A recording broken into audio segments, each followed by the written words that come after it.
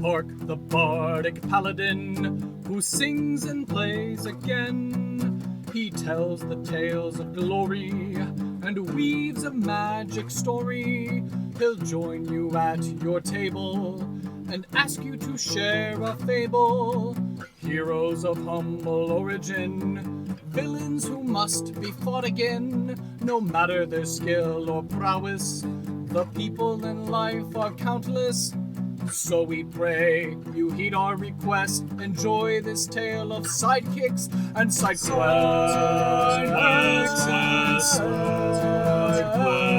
And side quests.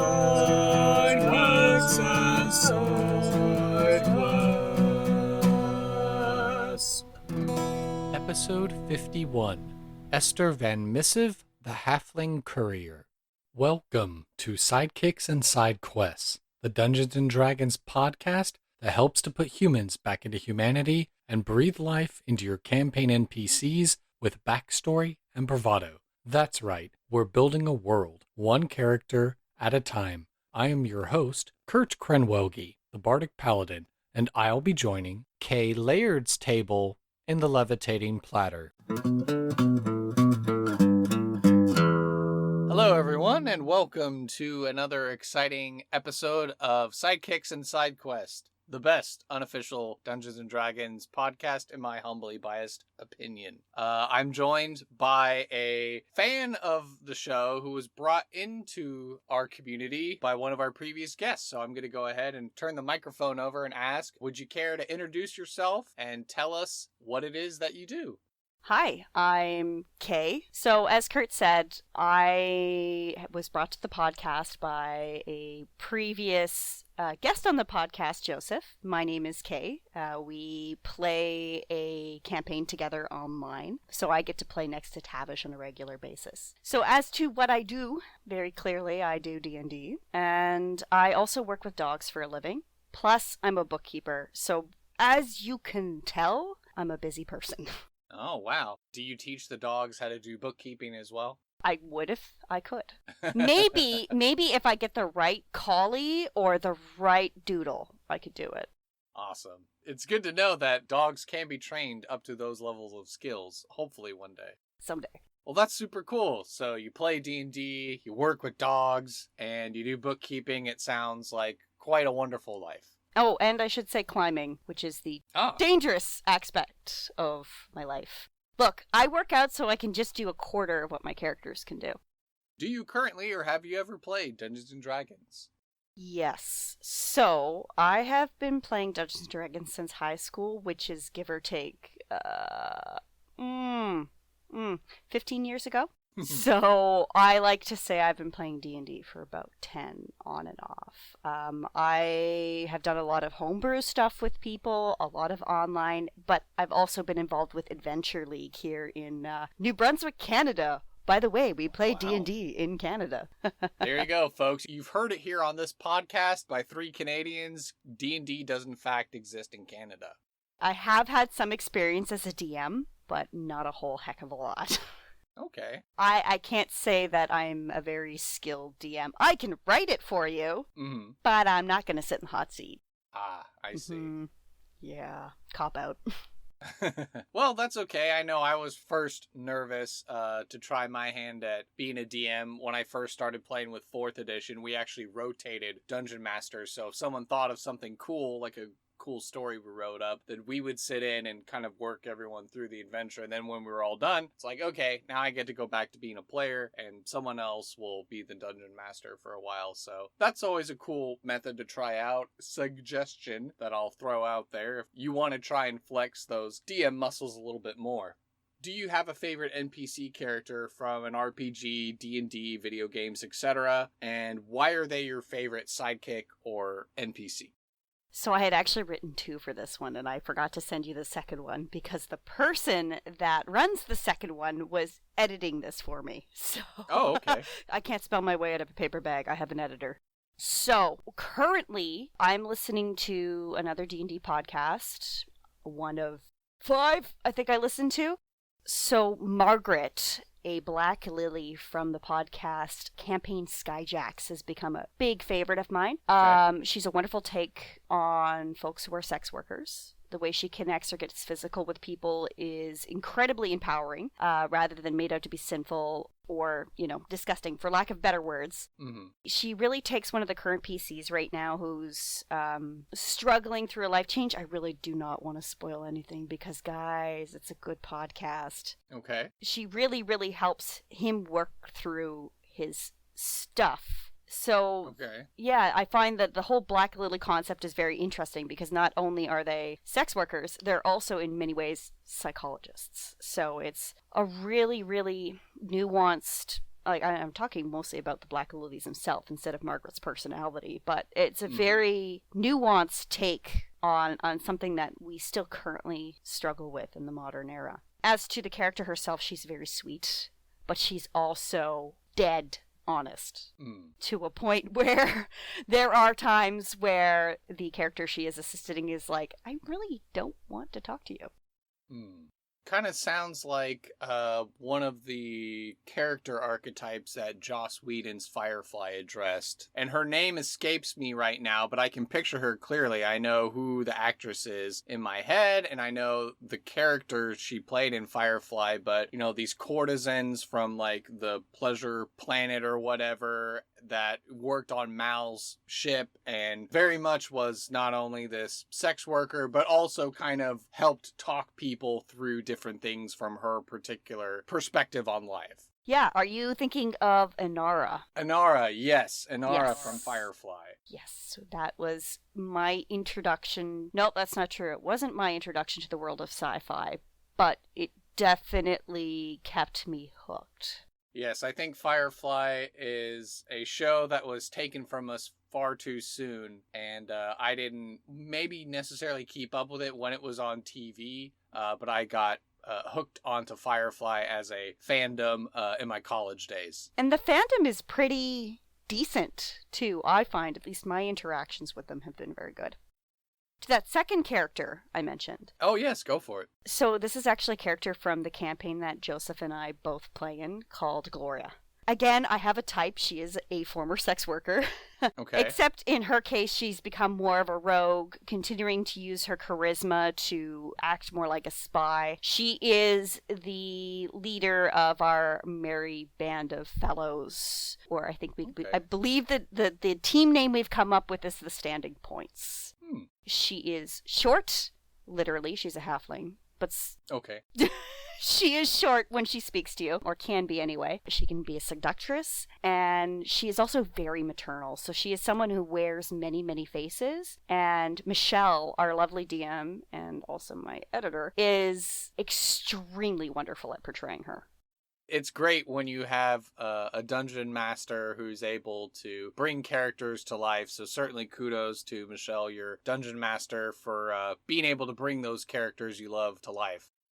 Do you happen to have a favorite side quest from any RPG, D&D campaign, video game, film, books, etc.? And why is it your favorite side quest? So this one could be a little bit of a spoiler alert for Skyjacks. So I do want to put that out there before I continue speaking. So I guess you can zoom ahead if you don't want to be spoiled. It is the restoration of one of the characters. I'm actually just going to say one of the characters' hands instead of the name in Campaign Skyjacks. Okay. So they lost their hand from no fault of their own in an accident. Okay. And to get to the point where he restores his hand, instead of like what we see traditionally with Dungeons and Dragons, is it's just a spell, right? Spell, done, hand back. In this case, it's you are having to take this journey of growth before you can get your hand back. But there are consequences to getting your hand back that you have to choose from. And that's really vague, but I really don't want to give up too much.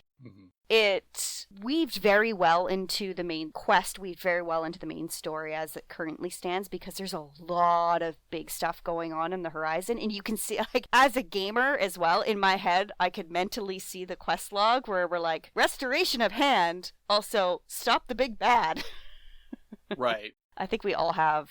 Anyone who plays D&D, I think, at some point in their life has that mental list of what are my side quests, what are my main quests. My only other one that I can fully reveal is one that I did with one of my characters to rescue their wife. Oh, okay. It was not easy. We didn't even know if her wife was alive. So it was just the entire, and I'm someone that very much gets into characters. It was a very stressful time, but it was extremely rewarding. So we had to break into a stronghold that was held by slavers to get to her. So we weren't just releasing her. Actually, I think we released her during the recon. Yes, we did. During the recon to break into the building, because my character was part of the recon, being the ranger, the sneaker, and Holly was like, no, I can't leave her here. No. Sorry, we're taking her out now. I'm not waiting. Put the advancement on the plans a little bit. Like, okay, we're going to scout to make a plan to go do the thing. Oh, I see. You've already finished scouting and you've already returned with them. Well, I guess there's nothing further we need to do. Let's just go home. Other than save everybody else. Right, of course, yeah. Of course. But no, it was just kind of like, I'm just going to advance our timeline because I'm impatient. That's character growth, right? Totally in character. I would be that person in real life. If I was this character in this moment going to rescue my wife, I would be that person that would be like, I'm going to wait for backup because I don't want to die. Right, of course. No one wants to put themselves willingly into danger in real life, which is why we get to act it out in Dungeons & Dragons, where we can have that gusto, that adventure, without actually putting ourselves into physical danger. Exactly. And hey, you know what? My characters can do way more than I can do. Like I said, I work out so I can do like a quarter of what Holly does. And it's probably less than that because Holly is a ranger. I can't shoot a bow. You could always take up archery if you wanted. I'll finish with learning how to drive stick first. Hello everyone, I just want to take a moment to tell you about my first ever sponsor, Plus One EXP. Tony Vicinda is the mastermind behind this trifecta of triumph. He produces tabletop-themed beard balms, beard-themed tabletop RPGs, and helps to support additional tabletop content creators on Patreon. Now, each of his beard balms is flavored after the basic stats from D&D. Do you need some strength for your beard? Why, apply and feel yourself empowered with the scent of pine and cedar with a minty edge. If you're feeling rather charismatic, apply a balm of sweet-smelling amber, clove, and pipe tobacco. Each one of these balms is unique in its makeup. And of course, don't forget, Tony developed a whole RPG that allows you to harness your facial ferocity in hair-raising adventures. You can snag a copy of that game as well as a style stencil, enamel pin, or a map of the Whiskerverse. And finally, aside from all of the awesome interviews and actual plays Tony has on Plus One EXP, every purchase you make feeds into the Plus One Forward program, which supports small indie content creators to continue making amazing tabletop RPG content. So, head on over to plusoneexp.com. That's plus one spelled out and exp.com in order to shop for these balms and games and more. And when you go to check out, use my affiliate code Randolph to save some coin on your purchase and to help support Sidekicks and SideQuests. How else do you think our tavern keeper at the Levitating Platter is going to keep his silver beard so awesome? Once again, the code is Randolph, like how it's spelled on episode 2 and his write-up, in order to save on your order and help support the show. So thank you so much, and now back to the podcast. What are you passionate about and why? There's a lot of things, but I'm going to give you the 3 Ds. Okay. Dogs, drinking, it's not how it sounds, I'll explain, and D&D. Okay. So, obviously based on the intro, I told you guys I work with dogs. It was not my original career choice. Originally, I was on the path to becoming a fully fledged bookkeeper, going to university and everything. However, as a private bookkeeper for a couple of corporations, I realized fairly quickly it's an extremely stressful job, and sometimes people don't listen to you, and it just wasn't for me full time. So bookkeeping has now been reduced to the way I make money, and I work with dogs at a kennel. So I will say that everybody has a home. There's always happy endings, and everybody goes home at the end of the day. So just because if I worked at the SPCA, every dog would come home with me and my partner would leave me. But still, I find it very rewarding, and I'll be dead honest with you. When you work with dogs, nobody's unhappy to see you. I walk in the door and everybody's happy to see me because I have food. Right. So the second E, drinking. To explain that one a little bit better, I have worked in the liquor industry as a rep, basically selling you alcohol, specifically for meadery. Yeah, I sell mead, guys. And if you've never had mead and you're a D&D player, what are you doing? Go try it. Right. No. But that's where the love of drinking comes from. It comes from, I'm also gluten intolerant. So anytime I can find something that I myself can drink, like mead, drink mead if you're gluten intolerant, it's gluten-free. Generally, I just like mixing cocktails. I'm not someone who drinks quantity, I drink quality. I'm also 30. I don't like to get drunk anymore. Right. I'd rather take that $60 that I might have spent at the bar, I have done it, and then put it into a nice bottle of whiskey. It's about quality. It's about the mead, specifically drink mead. I mean, I don't work for the guy anymore, and I'm still going to drink mead. And, you know, just taking the time to put the energy in the same way a chef would prepare a wonderful meal, taking the time to make a drink and just layer it and work with flavors and stuff like that, it's amazing. By the way, if you are not trying mead that has been made bubbly, effervescent, or carbonated, there we go, those are the words. Those are all words for bubbly anything. It's definitely one of the ways to go at a lower percentage, but I could talk your ear off about mead. I'm going to stop there. Okay. So the last one, D&D. Obviously, I'm here because of how much I love it. We wouldn't be talking if it wasn't one of my passions, right? So One of my biggest things with D&D is not just the game and the mechanics, but what I really love about it is riffing with people in the moment. So most of the games I play are very role-play intensive. Don't get me wrong, I love the quest. I love the end campaign, but I'm not a murder hobo. So I like to take my time and do the role-play and help craft the story. So maybe it's less about D&D itself and more about the story for me, but I mean, dogs drinking and D&D went really well together. And the nice thing is that you're also having those funny, sad, and traumatic experience without having to deal with the real-life trauma. Sure. Which makes it, just makes the story even better.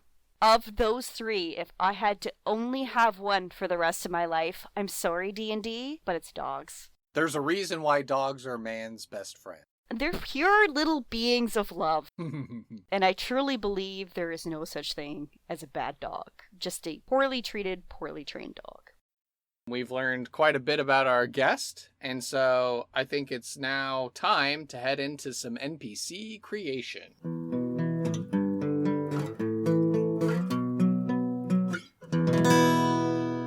So now this is the part of the show where we get to make up a character and bring them to life. And I believe you have created a fully fleshed character and we're going to reveal them step by step, correct? Sort of, but I am going to probably add more as we go. Okay, so easiest question. What is this character's name? This is Ester Van Missive. And what is the ancestry for this character? So this character is a Hafling of the forest. So they are used to growing up in wooded areas and probably have very furry feet. What is the job or role for this character in society? Well, I think I should probably let Esther answer that. So, actually, I'm a mail deliverer. I mean, it's a lot of walking, but I really like it, and I get to see a lot of places. Oh, wow, that's fascinating. I think this is the first where the character is actually going through the process now of explaining who they are step by step. Well then, Esther, how old would you say that you are? Well, you're a human, right? Yes, that is correct. Okay, so that would mean I'm about 50, so that's like 18 to 20 in human years. Okay, you're still a relatively young hobbit. Sorry, this is D&D affiliated, I have to say halfling. How dare me. How dare!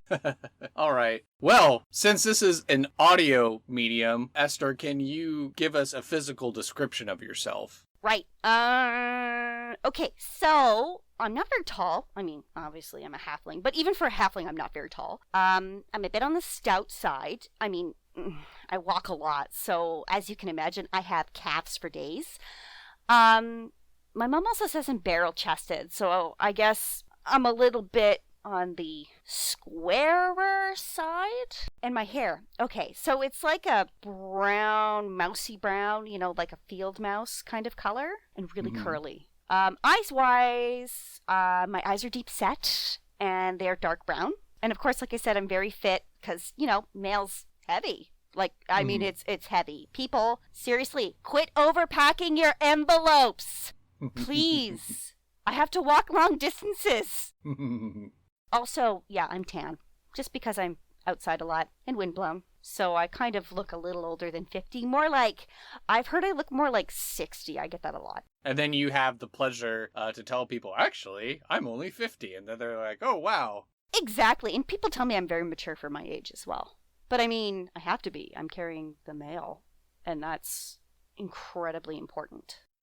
Of course. Well, if you had to pick 3 adjectives to describe yourself, what 3 adjectives would you use? I'm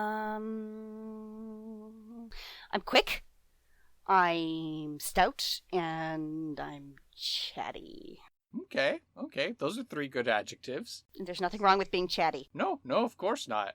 What is a valuable item, a piece of lore, a secret, or an ideal or concept that you ascribe to? Well, I have this tiny blue jay feather that I keep on me at all times. I found it once on one of my walks, and when I brought it home, my mom said it would protect me and make me swift like a bird. And I haven't really noticed an uptick in my speed, but, maybe. She would prefer I work in town. I like carrying the mail. I also, and that feather, I keep it in a locket around my neck, and when I really, really miss her, I pull it out and look at it. Aw. It's a little rounded off at the tip, and it can't be much bigger than, like, my thumbnail. It's really, really small. But speaking of my mom, she's a really good person. She takes great care of me and my siblings, and there's lots of us. I mean, halfling families are huge, because we're small. Like I said, she'd prefer that I work in town, but, I mean, I don't like being a farmer between you and me. It's a lot of work. It's exhausting. Sure. And it's dirty. She's very strong, and she's taught me to be independent, but also to be, to treat people like you would want to be treated yourself, Right, the golden rule. Exactly. Well, Esther, if there is a particular quest that you'd be willing to recruit or hire adventurers to go and do, what would that quest be? A quest. Wow, that sounds really epic. Well, I've been having a lot of trouble lately getting through this particular patch of woods. When I get to the certain point in the trees physically close in and the vines start to tangle around my legs. Let me tell you, it's terrifying. I've heard rumors that people have been eaten by the plants. If you can imagine that. I mean... Oh, wow. Plants eating people. I mean, I got lucky the first time it happened, so now I just walk my whole way around the forest, which, as you can imagine, makes the mail late. And, there's nothing more important than the mail. So I would really love to have help getting through that. But also, there are goblin folk that live in the woods. And they've always been really good to me. Anytime I get lost, actually that time that I got caught up in the vines, they cut me down. And I heard rumors that the city was trying to expand and might cut into the forest. So, I mean, while you're in there, if you can you let them know? Yeah. I mean, I have a letter. And if you give it to them, maybe they can work something out with, the city. They're really nice people. They're just kind of smelly. Ah, so it's a letter from the city being delivered to this community of goblins, then? Yes, assuming they can read common. Maybe that's something you guys could do? I think that's a fine quest for adventurers to go and do, clearing a path and delivering an important message to them. Perfect. Esther, if some heroes take you up on your quest and they're able to successfully do these things, what's going to be their reward? Well, I really don't have anything.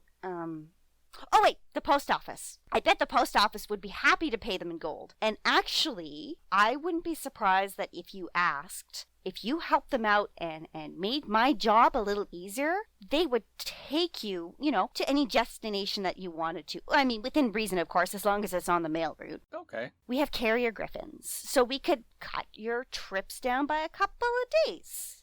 I mean, it's not a lot of money, because, every adventure wants money. The world runs on money. Sure. I mean, it would be safer and save you some time and maybe some goods.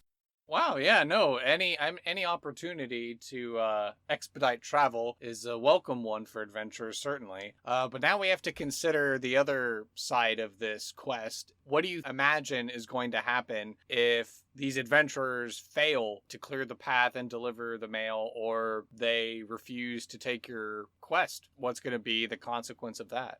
Well, I would hope that adventurers are good people and they wouldn't say no.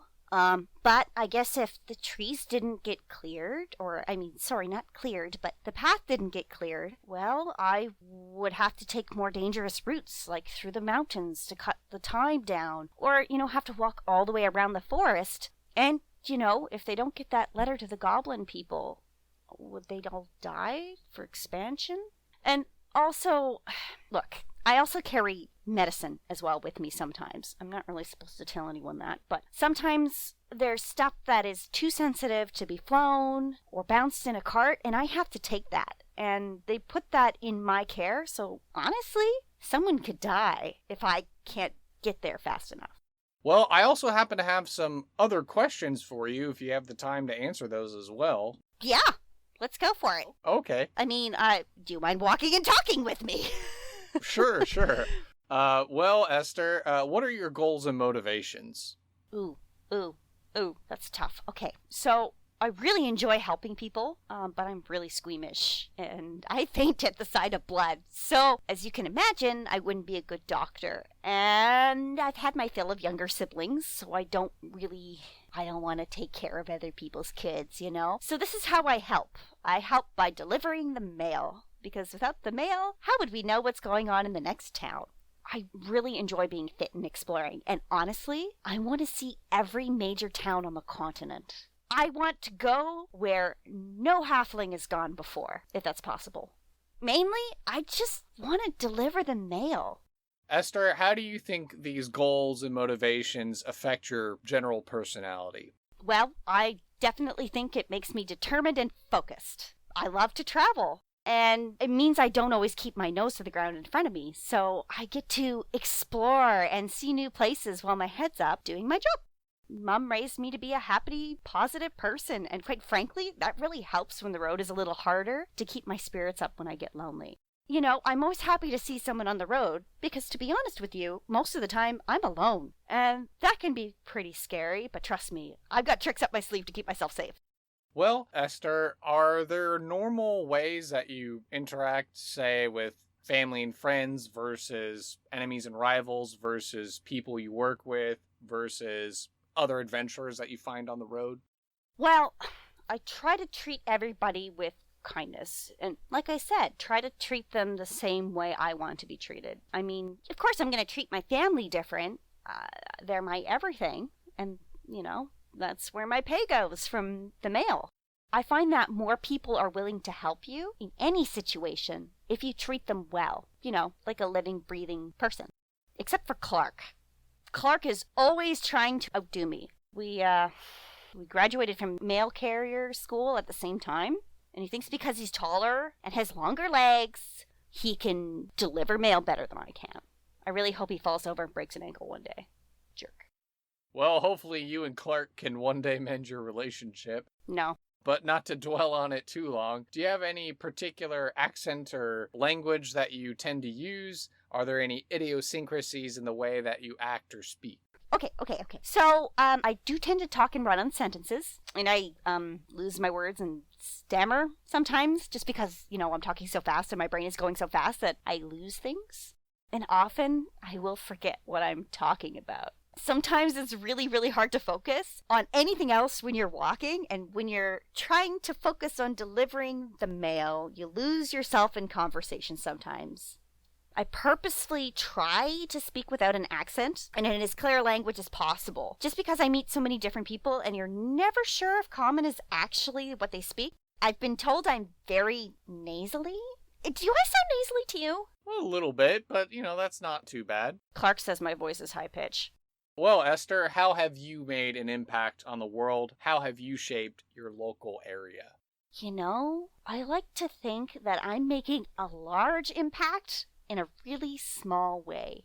People get to know me very well. They get to recognize me. I mean, I'm the one that delivers their mail. Sometimes they're happy to see me, and sometimes they aren't. I was responsible once for delivering the peace treaty that settled the land dispute between the tall folk and the halflings. So it's not actually been very long since we were all getting along and not getting stepped on. Sometimes people gotta remember that other people are not necessarily as tall as they are and might need a little extra help getting things. Also, there was that one time I delivered divorce papers to a local businessman. Ever since I did that, he gives me the stink eye every time he sees me. I don't think he knows the meaning of the phrase, don't shoot the messenger. Or at least don't shoot the messenger with dirty looks. Well, Esther, I'm at the last of my questions here. Do you have any current problems that prevent you from being a bigger player on the stage of life? Not really. I really can't think of Clark. You know what? He's a jerk. And if we ever work together, he takes all of the credit. So I put in just as much sweat and just as much blood into delivering the mail, and let me tell you, my feet are a wreck. And he'll just take the credit. He's even stolen really important letters out of my pack just so he could get the credit for it. Actually, I heard that when I got tangled up in those weeds, that some of my mail had fallen out, which is extremely tragic. But instead of bringing them back to me, to the person who was already en route, he decided to deliver them himself. What a hero.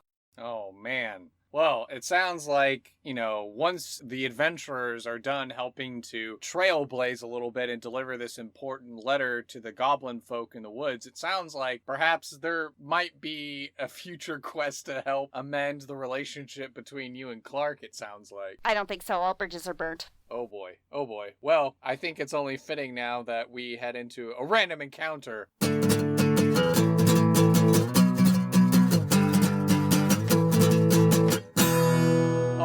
Well, that was certainly a fun experience of actually doing NPC creation with the character themselves. So we've already gotten a little bit of a foretaste of what Esther's going to be like. Now I like to take time in the show to actually do a little bit of a role play scenario, a short one, a little vignette with our character. And so I think it's only fitting that Esther should meet Duncan, the adventurer, along the road as they're making their way towards this forest en route to deliver this important message to the goblin folk. So if you're ready, I'm ready to jump in. Ready as I'll ever be. Just want to take a moment to recognize another sponsor of the show, Reaper Miniatures.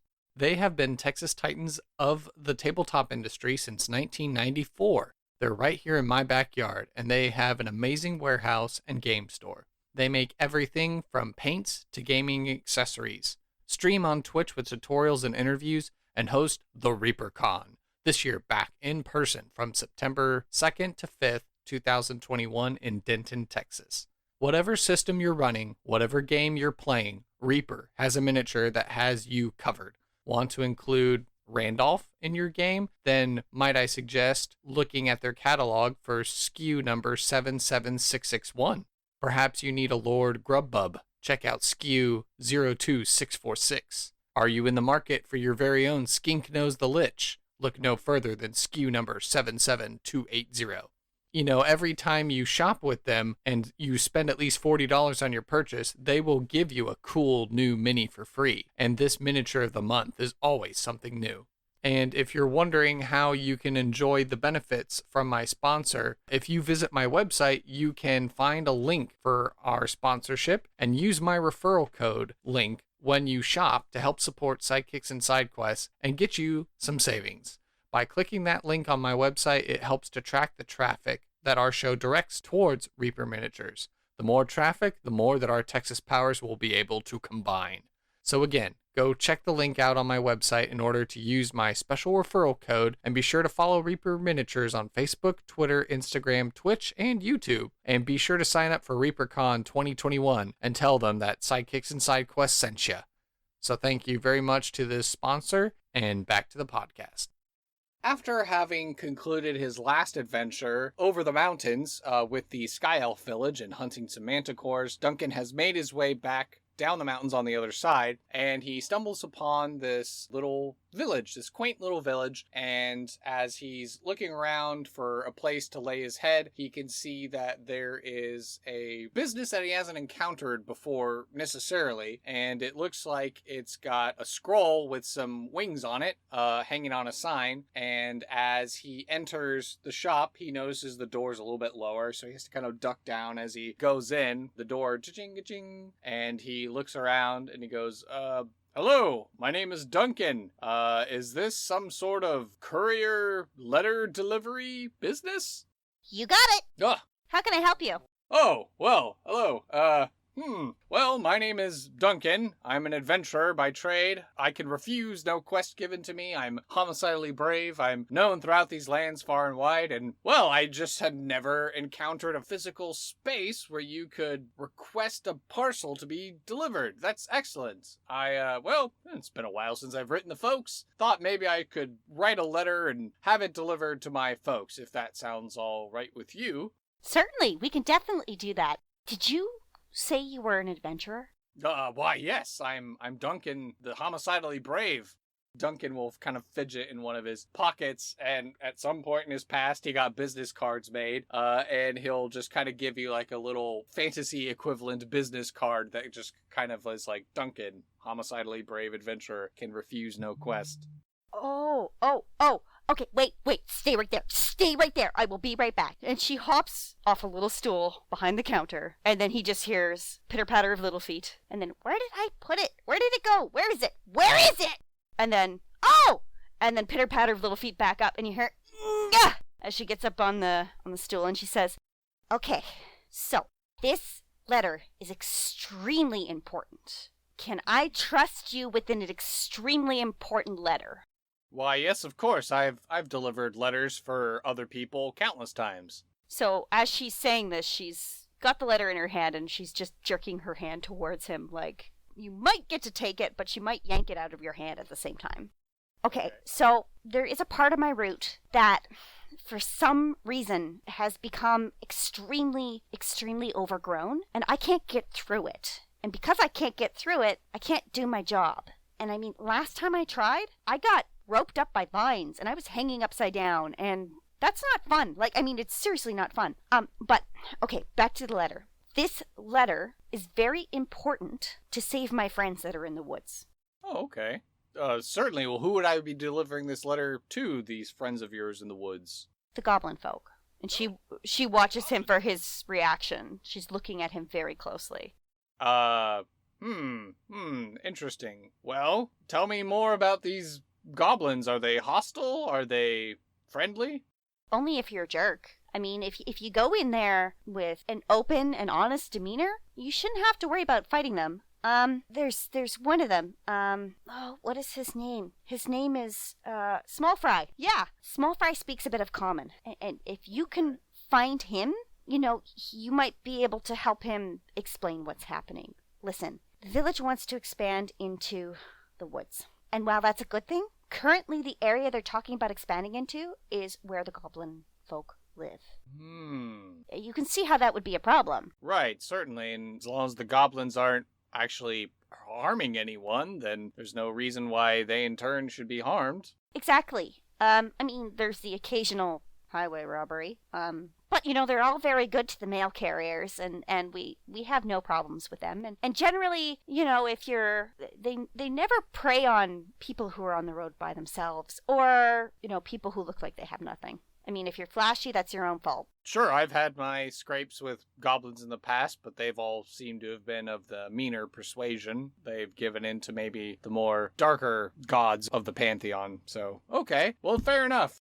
And Duncan sees like the small little window, and he'll like hunch down and look, and not that far off he sees that there's a forest. And then he'll turn to the halfling at the counter and says, I'm sorry, I was so rude. I just came in here. I didn't ask for your name. What is your name? Oh, yeah, that's probably should have introduced myself. I sometimes space out. And, this is more important than my name because it's a really important... okay, so my name is Ester, Ester Van Missive. Nice to meet you. She sticks her tiny little hand out. Duncan will place his human-sized hand out and shake it, and he'll go, okay, well, certainly I can undertake this quest for you. Shouldn't be too much of a tussle for me to make my way down the road. And so Duncan will continue to speak with Esther, get a map, get a layout of where he's actually supposed to go on the journey, and the camera will just slowly pan out as Duncan has made a new friend and learned more about the infrastructure of the postal system of these lands. And scene. All right. This certainly was a first for me as far as having the character introducing and explaining who they were in NPC creation. And that was a nice little random encounter vignette to role play out. So what did you think of your experiences here on the podcast as we're heading into our final thoughts of the show? Oh, this was fun. And I'm sure the change in my voice is very, very apparent. She's pushy, Esther is. And like I said, or like she said, she's talkative. So there's at some point you just gotta let him go and let him talk. But I've had a great time. I hope I've been thoroughly amusing because I try, even though I'm not gonna lie, nervous as hell. This is the first time I've ever been on a podcast. Aw. Well, Yeah. This show is all about, everyone in life, shouldn't go around viewing other people as just faceless, nameless NPCs. Everyone has a story. Everyone has a purpose. And, I try and carry my philosophy, my faith with me in all that I do. And so I want to give those opportunities to showcase other people, give them opportunities to speak, and together we can make fun and interesting characters that can be in D&D games. Exactly. And you know what? DMs have a hard enough job as it is. Why not make it a little bit Offload easier? some of the work, right? Exactly. As we are here in the last moments of the show, I always like to turn the platform, the stage over to my guest and have my guest plug or promote anything that's on your heart and mind. Tell us what it is that we need to know. Oh, boy. Okay, so if you, for some reason, decide you want to get a hold of me, you can do so on Instagram at, you're gonna laugh, k.orc. So that's KAY.orc. Or you can reach me on Discord at seriously9670. So SIRROUSLY, hashtag, oh geez, how old am I? 9670. Okay. And other than that, something to keep in mind. If something is bugging you, you have political representation, you should use it so you don't lose it. Right. That was strange. Yeah. And also go love some dogs, right? Go love dogs. Yeah. If you don't have a dog and say you don't really want the commitment of having one at home, go to your local shelter, take them for walks, give them love. They are lonely. And babies. They're all babies. They're all good dogs. They're all good dogs, Kurt. Awesome. Well, Kay, this is the first time as a guest episode that I've had a member of the community become a guest, so I'm glad that the formula works. And so hopefully this is evidence to all of you out there in the community that if you like this podcast and you want to have a whole episode with me, that's totally doable. You don't have to be a podcast veteran. I'm willing to talk to anyone and everyone because, like I said, this show is all about putting humans back into humanity, connecting us all in the ways that we can through this shared love of Dungeons & Dragons. So certainly, Kay, I want to thank you for taking time out of your busy day for being on my humble, silly little podcast, and I hope that you have a great rest of your day up there in the majestic lands of Canada. The Great White North thanks you, and you folks all have a lovely rest of your day, and I had a wonderful time. For my first podcast, I would say it's the best one so far. Thank you for listening to this episode of Sidekicks and Side Quests. Be sure to subscribe to the podcast through Apple Podcasts, Google Play, Spotify, and Overcast, or feel free to save the RSS feed to use the app of your choice. Visit our website, sidekicksandsidequests.com, for links, write-ups of the NPCs, and to learn more about the show and the guests who have been on it. To stay up to date and interact via social media, you can follow the podcast on Facebook, Twitter, and Reddit by searching for Side KQ Podcast. I would love to talk D&D and showcase your fan art, stories of how you used our NPCs, discussions, and commentary. If you would like to hail the bard, send an email to sidekicksandsidequests@gmail.com. To help this show be the resource it's meant to be, I ask that you please leave a review on iTunes to help spread the word, and share our show with your friends and family. Whether you're a veteran player or an aspiring dungeon master, there's something here for everyone, and I want to hear about it. Sidekicks and Side Quests is unofficial fan content permitted under the fan content policy, meaning I'm not approved or endorsed by Wizards. Portions of the materials used are property of Wizards of the Coast, copyright Wizards of the Coast, LLC. Thank you for your support, and I'll see you at the pub next time. Bar to rock on 1, 2, 1, 2, 3, 4.